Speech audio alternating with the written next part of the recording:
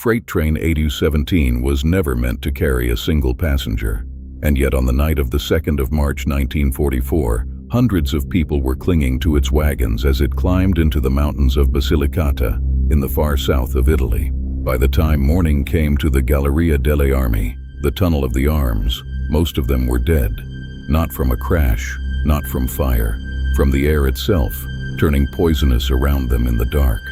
Italy would eventually account for the wreckage on the line. It would never quite bring itself to account for the dead. And the real question here is not what killed them, because we know that. It is how so many small, ordinary, forgivable failures lined up, one behind the other, until there was no gap left for these people to survive through.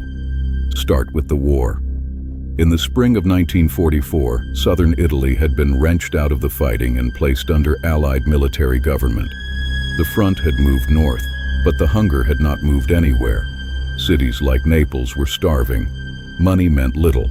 A sack of salt, a few liters of oil, a wheel of cheese from a mountain village meant everything. And so an entire shadow economy took to the rails, riding out from the coast into the countryside to trade whatever they had for whatever they could eat. That was the first link in the chain. Desperate people who needed to travel, on a network that no longer had trains to spare for them. The second link was the answer to the first. There were almost no passenger services running, so people simply climbed aboard the freight trains instead. Sitting on the couplings, packed into empty goods wagons, crouched on the open flatbeds among the cargo. Everyone knew it happened.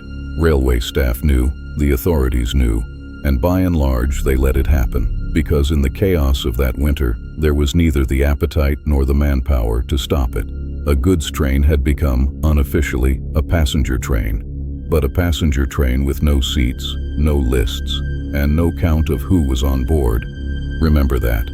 It matters enormously later. The third link was in the tender. Good coal had gone to the war. What the railways were burning in 1944 was low-grade, dirty substitute fuel, heavy with impurities and slow to catch. Poor coal does not burn cleanly.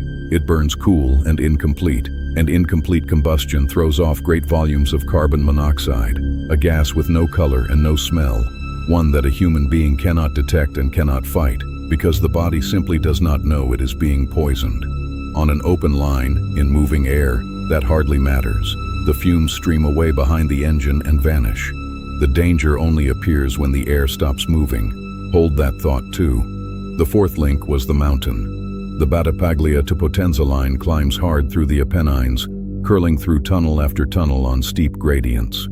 Train 8217 was heavily loaded, and heavier still with all the human beings it was not supposed to be carrying. To drag that weight uphill, the railway did something completely routine. It double-headed the train, coupling two steam locomotives together at the front to share the load. Two engines meant twice the pulling power. It also meant twice the smoke, twice the exhaust, twice the carbon monoxide, now being produced by two fireboxes at once from that same dirty wartime coal. Look at what is stacked up by now and notice that not one of these things is a crime, or even really a mistake. Hungry people needing to travel. A railway too overwhelmed to stop them. Bad coal, because there was no good coal. Two engines, because the hill demanded two engines. Each decision on its own was reasonable. Each was the sort of thing that had happened 100 times before without killing anyone. The disaster was not in any single link.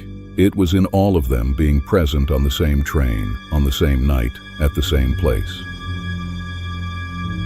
That place was the Galleria delle Armi, a long tunnel bored straight through the rock near Balvano Ricigliano station.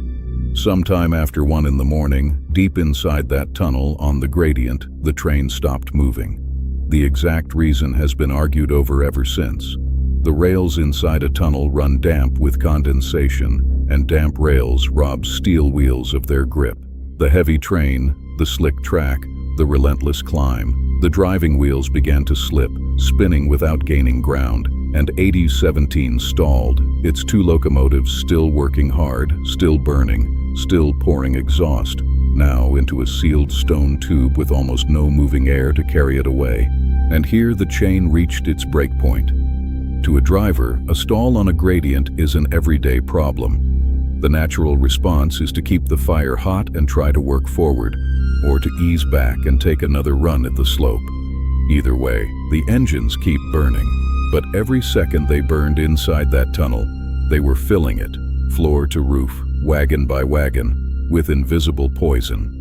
The people on the train had no way of understanding what was happening. There was no smoke they could choke on, no flame, no warning they could recognize. Carbon monoxide does not announce itself. It slips into the blood, it brings on a heavy drowsiness, and then it simply switches off the light. This is the part that survivors could never adequately describe, and it is the part that should stay with you. There was no panic in the tunnel. There were no screams, no rush for the exits, almost no sound at all. The gas worked too gently and too quickly for that. People sitting in the dark, waiting for the train to move again, felt tired and leaned against one another and closed their eyes. Whole wagons of human beings died in their sleep, believing only that the train had paused to rest. The crew on the footplate, working the fire, went the same way. Now recall the thing I asked you to hold on to, that no one had counted who climbed aboard. This is where it turns from tragedy into something colder, because the survivors were, in a terrible way, decided by geometry. A few wagons at the very rear of the train had never entered the tunnel at all, and the people there lived. Some near the mouth felt the first heaviness, understood just enough to jump down and stagger back out into open air, and they lived too. But those in the middle and toward the front, deepest in the stone, breathed the most and moved the least. They did not even get the chance to be afraid. It took a long time for anyone to realize that anything was wrong at all, because a silent train sitting in a tunnel raises no alarm the way a crash does. When help finally reached the Galleria delle Armi and the fumes cleared enough to enter, the rescuers walked into a scene with no violence in it whatsoever. No twisted metal, no blast, no burning. Just a stopped train and hundreds of people who looked as though they were only sleeping, seated upright, unmarked, still. Estimates of the dead have ranged for 80 years, most of them placing the toll somewhere above 500 souls, which would make Balvano the deadliest railway disaster in Italian history. And that word, estimates, is the final link, the one that never got repaired. Because these were passengers who did not officially exist. They had bought no tickets. They were on no manifest. Many were traveling under the shadow of the black market, and some carried no papers at all. When you have hundreds of dead whom the system was never tracking, you cannot produce a precise number. And southern Italy in 1944, under military occupation, at war, with censorship over the press and 1,000 more urgent horrors competing for attention, had every reason not to try very hard. The victims were buried, some in mass graves near Balvano, quickly and quietly. There was an inquiry conducted under the Allied administration, but no great public reckoning, no headlines that matched the scale.